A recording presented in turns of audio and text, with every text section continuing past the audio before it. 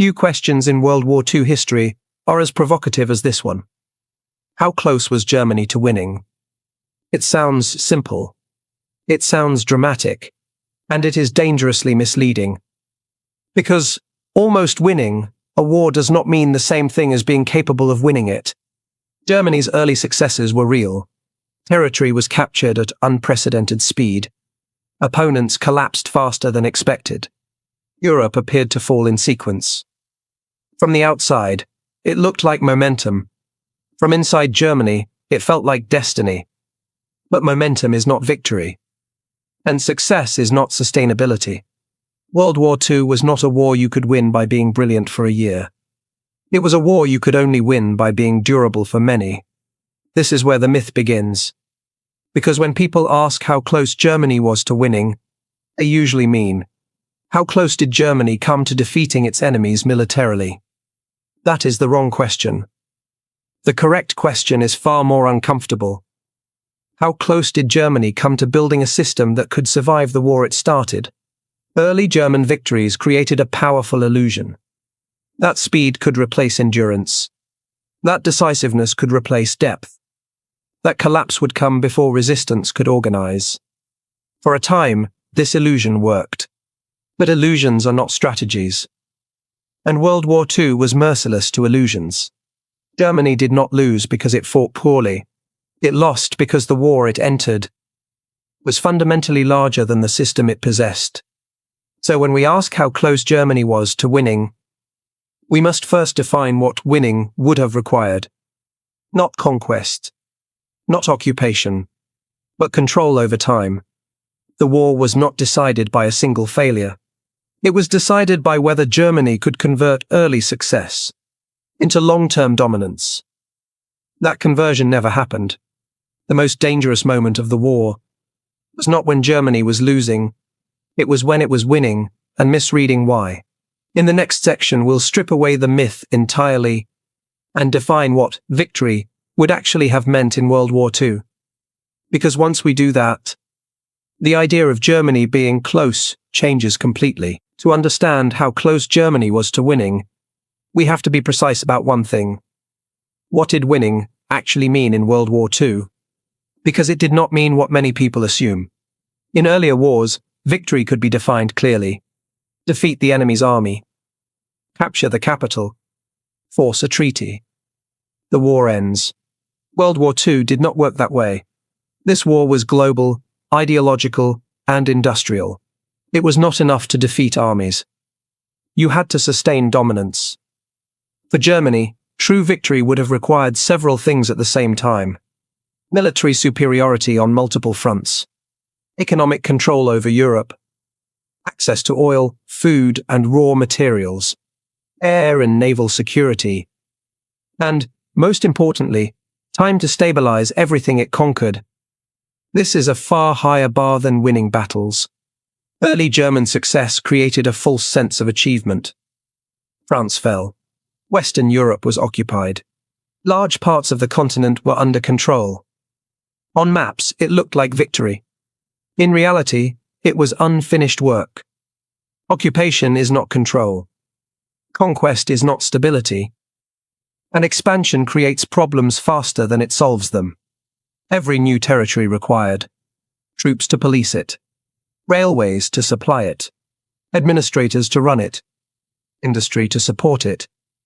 Germany gained land faster than it could integrate it. This matters because World War II punished overextension brutally. The more Germany expanded, the more resources it had to divert away from the front lines. Winning required consolidation. Germany specialized in acceleration. Another misunderstanding lies in timing. Winning World War II did not mean winning now. It meant winning later, holding territory, suppressing resistance, outproducing enemies year after year. This is where Germany's position weakens dramatically. Even at its height, Germany lacked secure access to global trade, sufficient oil reserves, an economy designed for prolonged total war. Germany was fighting a war of endurance, with a system built for decisiveness. Victory also required preventing new enemies from entering the war. This was crucial. Because once Germany faced a coalition larger than itself, winning stopped being about skill and became about mathematics. By the time the United States and the Soviet Union were fully mobilized, Germany's window for victory had already narrowed. Not closed instantly, but narrowed beyond recovery. So when people say Germany was close to winning, they often confuse early advantage with long-term viability. Those are not the same thing. Germany came close to changing the shape of the war. It did not come close to building a system that could end it on its terms. This distinction is critical, because it means Germany's best chance was not in 1944, or 1943, or even 1942. It was earlier, much earlier. In the next section, we'll examine the real advantages Germany actually had in the early war. Not myths, not hypotheticals, but tangible strengths. And why even those advantages had limits. Germany did not succeed early in the war by accident. Its advantages were real. They were measurable. They were professional. And for a short time, they were decisive. The first advantage was preparedness. Germany entered the war with a military that had already been reorganized for modern conflict. Command structures were streamlined. Officers were trained to act independently. Decision-making was decentralized. This allowed speed. And in 1939 to 1941, speed was lethal. The second advantage was doctrine. Germany did not invent modern combined arms warfare, but it implemented it more coherently than anyone else. Infantry, armor, artillery, and air power were coordinated in ways that overwhelmed slower systems. Opponents were not defeated piece by piece. They were unbalanced, then collapsed. The third advantage was experience. Germany's officer corps had absorbed the lessons of World War I deeply. They understood stagnation. They feared it. And they designed a military culture that tried to avoid it at all costs. This gave Germany a sharp edge against opponents still thinking in older frameworks. There was also an advantage that rarely gets mentioned. Psychological shock. Germany's early victories broke confidence as much as they broke defenses. Entire governments lost faith in their ability to resist. This mattered enormously. Wars are not fought only with weapons. They are fought with belief. For a brief period, Germany also benefited from strategic surprise. Not because its plans were unknown, but because their execution exceeded expectations. Opponents misjudged speed, coordination, and willingness to take risk. That miscalculation was costly. All of this created a narrow window, a moment when Germany could impose outcomes before resistance fully organized. And in that moment, the war truly was open-ended. But this window had limits, severe limits. Germany's advantages depended on conditions staying favorable. They required opponents to remain unprepared. They required short campaigns. They required momentum to continue uninterrupted. None of those conditions were permanent. The most important limitation was scale. Germany's military excellence could defeat armies. It could not compensate indefinitely for economic imbalance. Another limitation was fragility. Germany's system was optimized for success, not for recovery. When plans worked, they worked brilliantly. When they failed, the consequences were severe. This made early success dangerous, because it reinforced the belief that advantages were permanent. They were not. They were situational. Germany's leadership mistook effectiveness for sustainability. They assumed early victories meant the system itself was strong. In reality, it was fast, not deep. This distinction would prove fatal. Because once opponents adapted, Germany's advantages did not disappear overnight. But they stopped being decisive. Germany was strongest when the war was shortest. The longer the war continued, the weaker those early advantages became. In the next section, we'll confront the most uncomfortable part of this story. The moments where Germany truly came closest to altering the course of the war. Not hypotheticals, not fantasies, but real crossroads. If Germany ever came close to winning World War II, it was not in the final years. It was not during desperate counterattacks. And it was not through last-minute miracles. It was during brief, fragile windows, moments when different decisions might have produced a different shape of war. Not victory guaranteed, but possibility extended. The first of these windows was timing. Germany's early success depended on preventing its enemies from fully mobilizing. Once mobilization was complete, the balance would tilt. This meant Germany's window was measured in months, not years. Every delay reduced options. One critical moment was the failure to decisively neutralize Britain. Not to invade it, but to remove it as an active base of resistance. As long as Britain remained in the war, Germany faced an unsinkable platform for future Allied operations. Air power failed to force a decision. Naval power could not isolate the island. The war remained open-ended. Another moment came with strategic overreach. Germany expanded faster than it consolidated. Each new front multiplied logistical strain. Resources were split. Focus was diluted. Instead of finishing wars sequentially, Germany began fighting them simultaneously. This eroded the very speed advantage that had made early victories possible. There was also a moment of misjudgment regarding endurance. Germany assumed that decisive blows would collapse resistance. But some systems do not collapse under pressure. They absorb it.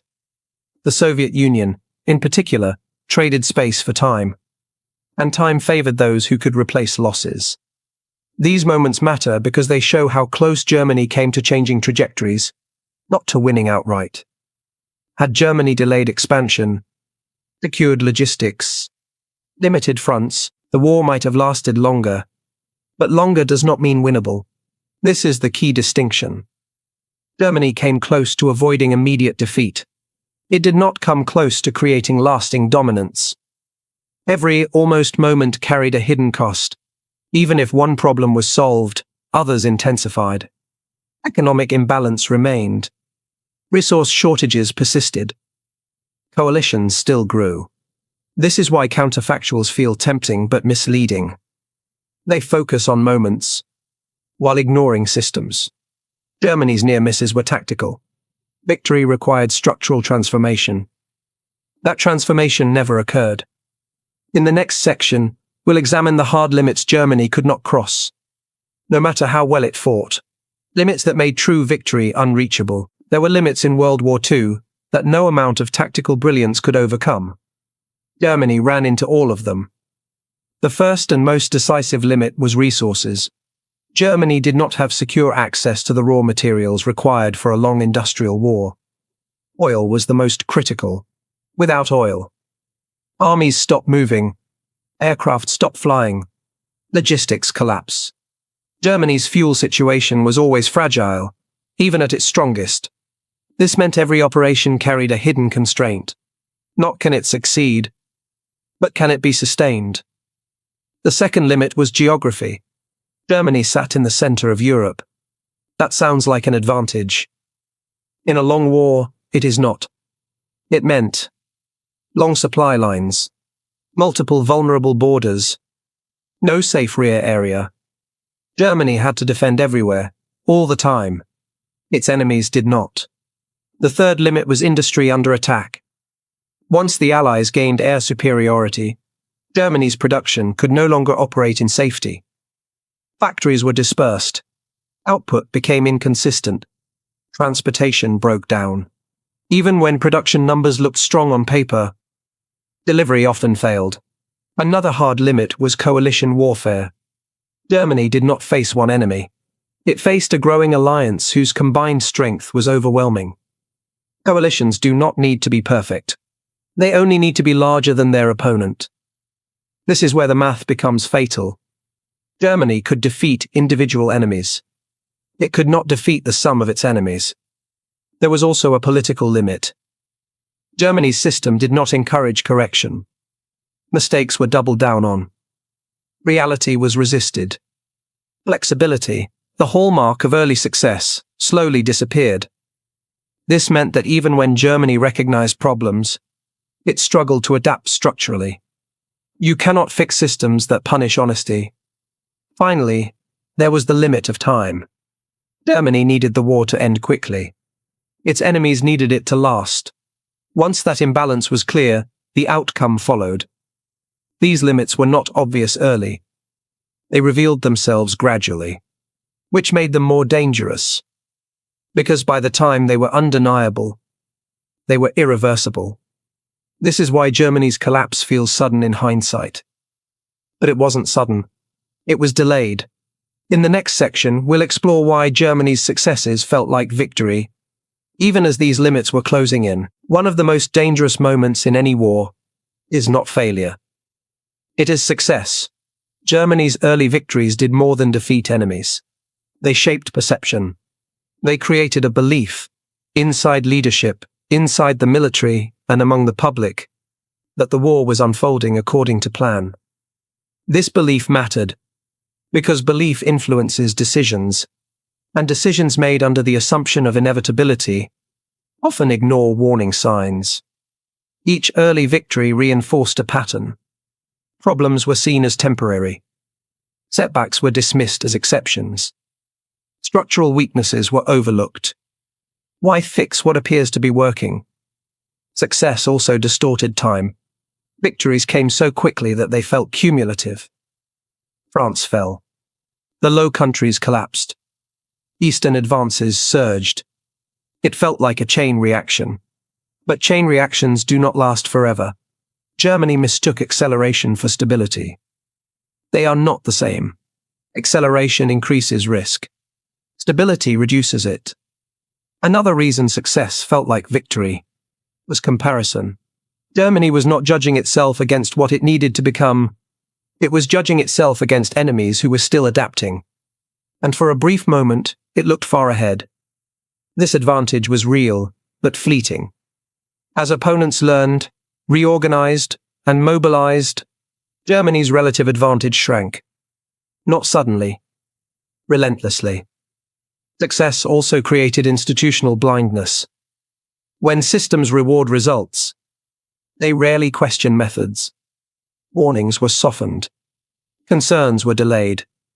Reality arrived filtered. This is why Germany did not realize how close it was to its limits. Every step forward masked a narrowing path behind. Victories delayed reckoning. They did not prevent it. This psychological effect is critical to understanding the myth of almost winning. Germany felt close to victory because it had not yet felt constraint. Once constraints became unavoidable, success no longer looked like success. By the time success stopped looking convincing, the window had already closed. In the next section, we will identify the decisions that finally shut that window, not dramatic mistakes, but choices that seemed reasonable at the time and proved irreversible. Windows of opportunity do not slam shut. They narrow, and most of the time, they close without anyone noticing the exact moment it happened. Germany's window did not close because of a single catastrophic mistake. It closed because of accumulated decisions, each one defensible on its own. Together, irreversible. One of the most consequential decisions was expansion without consolidation. Germany moved faster than it could stabilize what it captured. Territory grew. Responsibilities multiplied. Resources thinned. Instead of finishing wars sequentially, Germany layered conflicts on top of each other. Speed became overreach. Another decision involved priorities. Germany pursued multiple strategic goals simultaneously, defeating Britain, expanding eastward, securing resources, dominating the air and sea. No system can maximize everything at once. Trade-offs were unavoidable. Germany avoided making them. There was also a critical failure to adapt strategy to reality. Early success was built on flexibility. Later decisions hardened. Plans became rigid. Assumptions were protected. Contradictory evidence was dismissed. The system stopped learning. Perhaps the most damaging decision was the refusal to recognize time as an enemy. Germany acted as if momentum could be preserved indefinitely. But momentum decays. Every delay benefited opponents, who were mobilizing faster with each passing month. Leadership choices also mattered. Decisions became centralized. Dissent was discouraged. Corrections were delayed. The very structure that demanded boldness early became incapable of restraint later. None of these decisions felt fatal in isolation. That is what made them dangerous. Each narrowed the future slightly. Each reduced flexibility. Each increased dependency on success continuing. By the time the consequences became visible, the window was already closed. Not locked, not barred, just unreachable. From this point on, Germany was no longer asking, "How do we win?" It was asking, "How do we keep going?" In the next section, we'll explore what would have needed to change for Germany to truly win, and why those changes were unrealistic. To truly understand how close Germany was to winning, we have to confront a difficult question. What would actually have needed to change for victory to be possible? Not small adjustments. Not better luck. Fundamental transformations.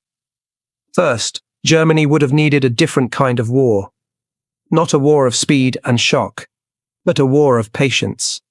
That would have required delaying conflict, avoiding expansion, and accepting slower gains in exchange for stability. This was the opposite of Germany's strategic culture. Second, Germany would have needed secure access to resources. Oil above all. Without reliable fuel supplies, no long-term victory was possible. Securing those resources would have required different diplomatic choices, different military priorities, and time to integrate them safely. Time Germany never truly had. Third, Germany would have needed to avoid coalition warfare. This is perhaps the most unrealistic requirement of all. Once Germany faced a united group of major industrial powers, winning became mathematically improbable. Preventing that coalition would have required restraint, compromise, and limits. Those were not traits the system encouraged. Fourth, Germany would have needed an economy fully optimized for total war earlier. Not improvised under pressure. Not reorganized mid-conflict, but structured in advance for sustained, multi-year production. That kind of transformation cannot happen overnight. Fifth, Germany would have needed a political system that allowed correction. One that rewarded honest reporting, that tolerated bad news, that adjusted strategy when reality changed. Instead, the system punished doubt and protected assumptions. This made adaptation slower and more costly. Finally, Germany would have needed something intangible but decisive. Time without pressure. Time to consolidate. Time to reorganize. Time to let conquered territory stabilize. But World War II offered no such luxury. Every month intensified pressure. Every delay helped the enemy. When you add all this together, a clear picture emerges. Germany did not fail because it missed one opportunity. It failed because winning required becoming something it was not. The changes required were not tactical. They were structural. And structural change during a total war is almost impossible. This is why almost feels convincing in hindsight. We imagine small changes. History demands large ones. In the next section, we'll address why, despite all this, the war still felt close to so many people, then and now. If Germany was never truly on the verge of winning, why does the war still feel close to so many people? The answer lies not in strategy, but in perception. World War II produced some of the most dramatic images in modern history. Rapid advances, collapsed governments, encircled armies. These moments dominate memory. They create a sense of momentum that feels decisive. But momentum is not the same as control. Speed distorts judgment. When events move quickly, the mind assumes direction. France fell in weeks. Eastern fronts shifted hundreds of miles. Maps changed overnight. It felt irreversible. But speed only matters before systems adapt. Once adaptation begins, speed loses power. Another reason the war felt close is selective hindsight. We remember moments that could have gone differently and forget the structures that made reversal unlikely. Counterfactuals focus on forks in the road. Real history follows terrain. There is also a psychological bias at work.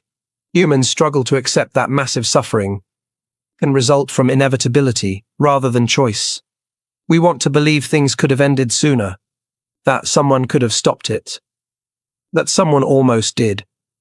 The idea that Germany was close provides comfort. It suggests meaning. It implies agency.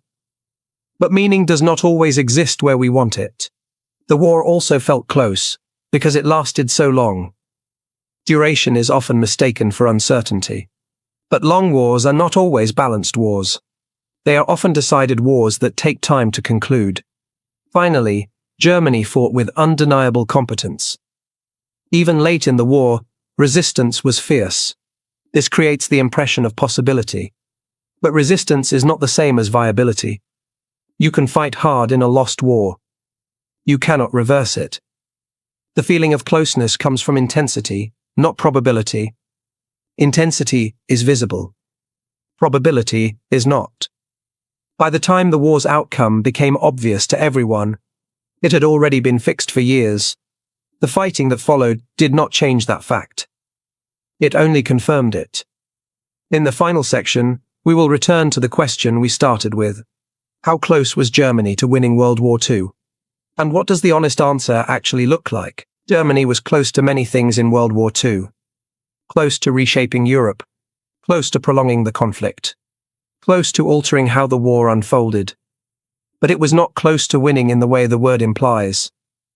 Winning World War II required endurance over years, industrial dominance, secure resources, political flexibility, and the ability to adapt faster than opponents. Germany never possessed all of these at once, and it never came close to doing so. The honest answer is uncomfortable. Germany was close to changing the early chapters of the war. It was not close to controlling the ending. This distinction matters, because it forces us to rethink how wars are judged, not by how dramatic they are, but by how adaptable the systems behind them prove to be. Germany's early strength created a powerful illusion that brilliance could substitute for depth, that speed could replace endurance, that momentum could overpower arithmetic. World War II proved otherwise. So how close was Germany to winning? Close enough to make the war terrifying, not close enough to make victory sustainable. Understanding this does not diminish the suffering. It clarifies it. It reminds us that wars can feel balanced long after they are decided, and that almost often hides structural impossibility. That is the final lesson. Germany did not lose because it failed to seize one last chance. It lost because the kind of victory it needed required becoming something it never was. And that is why the question endures, not because the answer is uncertain, but because accepting it challenges the way we think about war itself.